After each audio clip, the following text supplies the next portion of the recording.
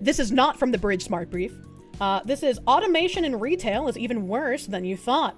New technology is not just making shopping more challenging for workers and consumers, it's poised to rip off the most vulnerable. Brianna Bagley's favorite hobby is playing Horizon Zero Dawn, a role-playing game featuring a young hunter who battles murderous robotic organisms on a post-apocalyptic planet overrun by machines. When she isn't leveling up in the game, Bagley is hard at work in the produce department of a chain supermarket in Salt Lake City, Utah. 7 years in the grocery industry has given her plenty of experience with the real-world technology that is automating stores. During the pandemic, Bagley earned about $15 an hour in a supermarket e-commerce department dedicated to filling online orders and preparing them for delivery. The department was unable to fill the flood of orders that came in each day. Managers pulled employees from other parts of the store to double the department's staff. But only about half were actually employed in the e-commerce department. The rest were cashiers, baggers, and others conscripted into emergency service. Bagley was grateful for the help, but recognized it came at others' expense. It was harder for those departments to provide customer service with fewer employees, the 26-year-old said. Bagley's experience is of a piece with the broader trend in retail toward automation and other technological shortcuts. From self-checkout machines to the payment by app, technology is rapidly changing the way we buy groceries. Progressive members of Congress are sounding the alarm. Representative Rashida Tlaib of Michigan and 13 colleagues wrote to the CEO of the supermarket behemoth Kroger in November about electronic price tags, often called electronic shelf labels or ESLs. That's not what I know ESL to be. These digital displays allow companies to change prices automatically from a mobile app. Tlaib warned that the so-called pricing or dynamic pricing permits retailers to adjust prices based on their whims. Just as Uber raises prices during storms or rush hour, retailers like Kroger use ESLs to adjust prices, based on factors like the time of day or the weather. Supermarkets could conceivably mine a shopper's personal data to set prices as high as possible. My concern is that these tools will be abused in the pursuit of profit, surging prices on essential goods in areas with fewer and fewer grocery stores, Tlaib wrote. In August, Senators Elizabeth Warren and Bob Casey wrote to Kroger raising similar concerns about price gouging, noting that the company had already implemented the technology in hundreds of stores across the country. They warned that ESLs may help Kroger extract maximum profits from consumers at a time when high grocery prices are a leading concern among Americans who are concerned about inflation.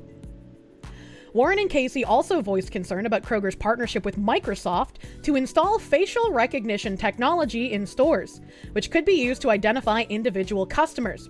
When a shopper approaches the shelf, she will see a price calibrated specifically for her. The next shopper might pay a different amount based on their profile. Retailers could use shopper data to charge higher prices to those who can afford to pay more. But since stores do not have to disclose who is making pricing decisions or why, the senators worry that shoppers on a budget are particularly vulnerable. It is outrageous that as families continue to struggle to pay to put food on the table, grocery giants like Kroger continue to roll out surge pricing and other corporate profiteering schemes. And now, just give me 1 second here. Because they're worried about the vulnerable being price gouged, and I'm here to tell you that that is not the real concern. I'm here to tell you we got this image, all right, on motherfucking Bridge's website. Inclusion is good for business. Bridge IMAX, introducing IMAX, a revolutionary framework that reveals 72 business practices across 5 dimensions in the organization, laying the foundation for building inclusive brands and companies. And their IMAX is this weird cell thing here that has a whole bunch of concerning things rolled into it. These 72 axes are what Bridge's plans, since 2022, once again, this is what Bridge's plans for all corporations are in embedding DEI into business practices. And one of them, governance of pricing practices to ensure equity, and policies to ensure equity of availability, DEI criteria in distribution choices, DEI criteria in product design. DEI criteria in brand guidelines.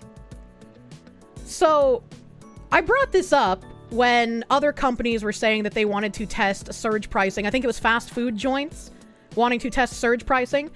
And I said, this surge pricing is not only a way for them to be money grubby and increase prices during rush hours, right?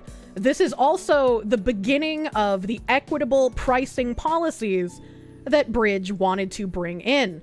These equitable prices will change the price of products and the availability of products depending on where you live, what your race is, what your gender is, what your sexual identity is. These are not good policies. These are not things that we want to be seeing. Surprised it isn't illegal? You guys say that, but like, when did that fucking stop them from doing affirmative action? When did that fucking stop them from hiring on racial and sexual grounds? When did it being illegal ever fucking stop these people before? Stop saying that. It doesn't matter if it's illegal. They're going to find a way to do it.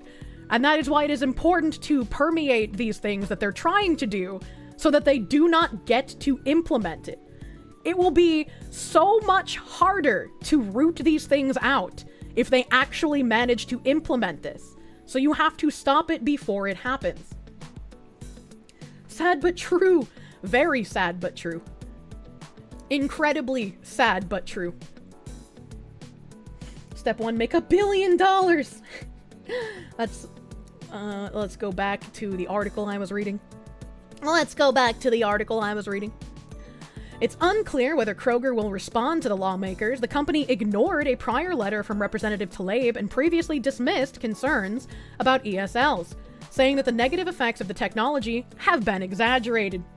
Yes, we've investigated ourselves and found that, in fact, not only are we not doing anything wrong, but we're the good guys. Meanwhile, other chains are moving swiftly to install dynamic pricing technology. Walmart plans to install the tags in 2,300 stores by 2026. The nation's largest retailer emphasized the benefit to shoppers. This efficiency means we can spend more time assisting customers. We're doing it for the greater good. It's for your benefit, don't you understand? The experiences of workers cast doubt on such claims. I spoke to William Knight, a 10-year veteran of the grocery industry who spends their off hours crafting cyberpunk stories inspired by the novel Neuromancer. Knight's latest is a dystopian tale about an America ruled by just 3 corporations. On the job, the 31-year-old has often found themselves on the side of the crisis that Bagley described.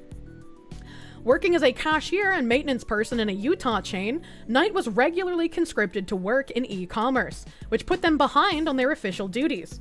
I'm not necessarily against automation, but a new technology should be regulated. It's too young to be pushed to everyone and should stay in Silicon Valley. Bagley and Knight's experiences sounded familiar. I vowed never to buy groceries online after working as a cashier supervisor in a supermarket during the pandemic. One day, a panicked manager approached. "We don't have enough staff in e-commerce," she said. "I'm going to borrow a cashier or 2. Borrow was the wrong word for what was about to happen. I would lose employees from my department, and it would not be the last time. The consequences were longer lines at checkout and frustrated shoppers, a price that managers were willing to pay to shift resources usually spent to serve customers in the store to those who had ordered online." Tom Olson knows firsthand that the new technologies that promise efficiency in practice often shuttle tasks around, benefiting some and burdening others. The 14-year industry veteran is currently a union representative for UFCW 7 in Southwest Denver. He regularly hears from workers who are moved to e-commerce. There's bad weather or a holiday, a lot of people are ordering online. The staffing needs in those departments have jumped dramatically, and they're pulling from a wide variety of departments.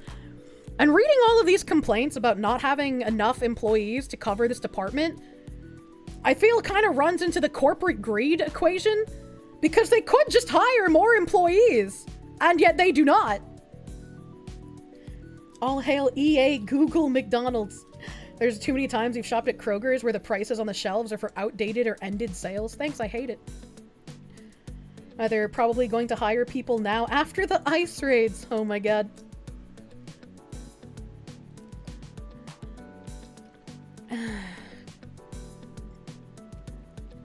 They act like this is the end of the world. I mean, it's incredibly insidious and bad, but not for the reasons they're talking about. The employees being moved around from department to department, while annoying, are not the actual insidious part of this practice. The bridge thing I just showed you is what the insidious part of this practice is, alongside the regular surge pricing where they just charge you differently depending on the time of day. One result, Olson says, is that employees can't keep up with their regular jobs. The frustration leads them to turn on each other. It's causing a lot of anger in the store. It's like a leaky boat and we need your finger to block the water. Now workers are doing double duty. Joe Mizrahi, where's his Realian units to just do the work for him? The secretary-treasurer of the UFCW Local 3000 in Washington echoed Olson's concerns. Mizrahi says that workers' experience shows that the store automation is not delivering on its promises. He described the dysfunction that the dynamic pricing brought to a Kroger outlet in Redmond, Washington in 2019. ESLs were constantly breaking, so you would walk down the aisle and there would be duct tape with the price written on it because the digital pricing wasn't working, and you couldn't use it on shelves over a certain weight. The malfunction forced employees to work harder to make it clear to shoppers what they would be charged at checkout. I wonder how many people exploited this and they were just like, there's no prices there, so like, how much is this? And they're like, well, it's $6. And they're just like, well, there's no price there, so I'm only gonna pay $3. Mizrahi questioned the logic of retailers spending money on glitchy technology that doesn't improve service. That money could have gone into making workers and customers experience better, he said. Technology that functions as intended may still be cause for concern. Tom Geiger is the Special Products Director of Local 3000 in Washington. He told the Nation that employees at Fred Meyer, a chain owned by Kroger, have complained about electronic labels heating up stores. Digital strips that relay this information, they literally emit heat that makes the store warmer than it would be otherwise. Geiger cited the negative impact to people on the planet. Look, I don't care. I don't fucking care about this. You know what I do care about? The store being warmer, so the products might be warmer than they should be, which could cause some of them to spoil on shelves when they otherwise wouldn't. I feel like all of these people are complaining about the wrong things here. This is such a strange article. I don't know how much energy that's using. Wouldn't you want shoppers and workers to be comfortable, and how much is it costing? He believes the public deserves to know the real costs of store automation. Automation may also have unintended social consequences. Pegah Moradi, a PhD candidate and researcher in information science at Cornell University, studies automation in retail. When an electronic shelf label breaks down in the store, she explained, the worker has to repair the system even if they don't have the technical expertise. The customer becomes frustrated, there's no price available, or why is the price changed? The burden falls on the employee to alleviate the tension of that situation. The technology may put employees in the position of performing what Moradi calls relationship management, adding social pressure to service jobs but without additional pay or training. Isn't this what you hire technicians for? Isn't this why you have technicians so the cashier just calls and it's like, hey, I'm a cashier. Could the technician come down and fix the pricing thing? Shitty overpriced LED screen strips are the entire strip instead of just tag, maybe? Hold on, tummy. Hold on, tummy, real bad. No store has a dedicated technician.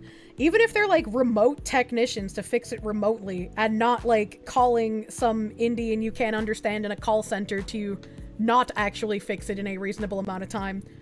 All right, like, gotta have a technician for this shit somewhere before you implement it. You can't expect the cashiers to be able to fix it. As a former technician, you should not be shocked how hard it is to convince managers that IT is important. If everything is fine, they don't need it. If something is breaking, the IT is useless. Yeah, true. Workers' main fear is that jobs might disappear altogether. John Marshall, the Capital Strategies Director for the UFCW 3000, says it's already happening. He told the Nation that OSHA data shows that the staffing hours at Kroger are down by 14%. Staffing hours at Kroger are down by 14% since before the pandemic. Marshall believes the company is already cutting the jobs that the ESLs will automate away. The chain has added some additional e-commerce clerks to stores, but it is likely that cashiers, baggers, and others will continue to fill in the gaps. Kroger's prioritizing e-commerce customers at the expense of in-store operations. Several people interviewed for this article stressed that they were not against all forms of automation, but that the innovations should be put into context. They pointed to the pandemic when retailers blamed price spikes on chaotic supply chains and higher production costs, but studies have uncovered a different culprit.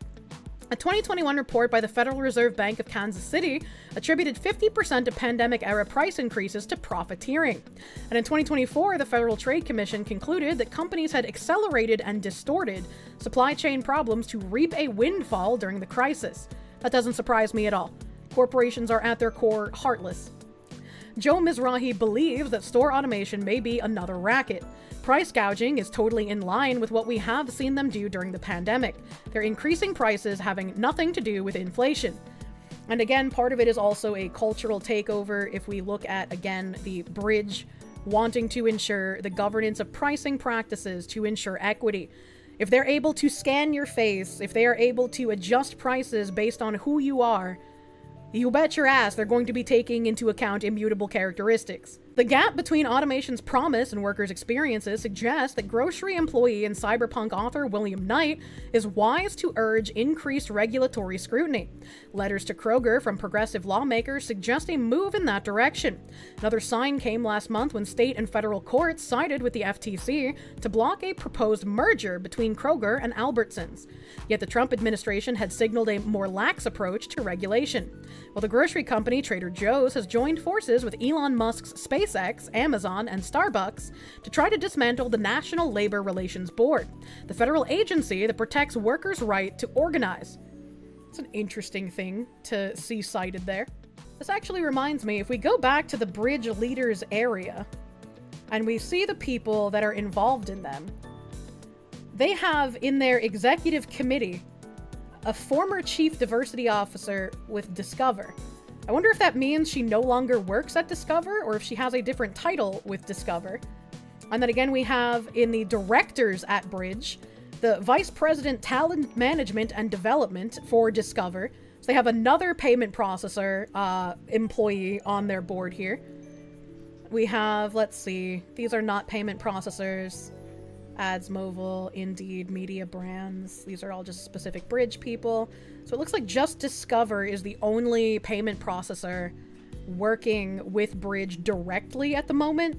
But even one on their board is kind of worrying, considering the kinds of equitable pricing that they want to implement in the corporate sphere. Goes in line with leftists begging for a Chinese model of social credit that is basically a government enforcement of cancel culture. Pretty much. Retail workers are navigating a brave new world, and Brianna Bagley switched stores and no longer works in e-commerce. The supermarket veteran says she doesn't miss the stress of not knowing how many orders will come in each day, or if colleagues from other parts of the store will have to fill that gap. It's better when things are more predictable, she said. Bagley draws another lesson from her favorite video game. In Horizon Zero Dawn, the hunter discovers that her own mother had a role in creating the technology that launched an apocalypse. She didn't intend for the machines to get corrupted, but now that it's happened, the machines are killing people, and people have to fight back. I wonder if they would feel the same way if they knew about the equitable pricing that is being implemented here. Bagley isn't a real person. That's the tie-in? I guess so. Why do they keep referencing the video game? I don't know, man. That's literally not what happened. I didn't play Horizon Zero Dawn. That was not a game I was gonna play, man. Or they would, just because they're NIMBY types. Just rob the stores. Theft is much cheaper than paying for the stuff. I can only imagine.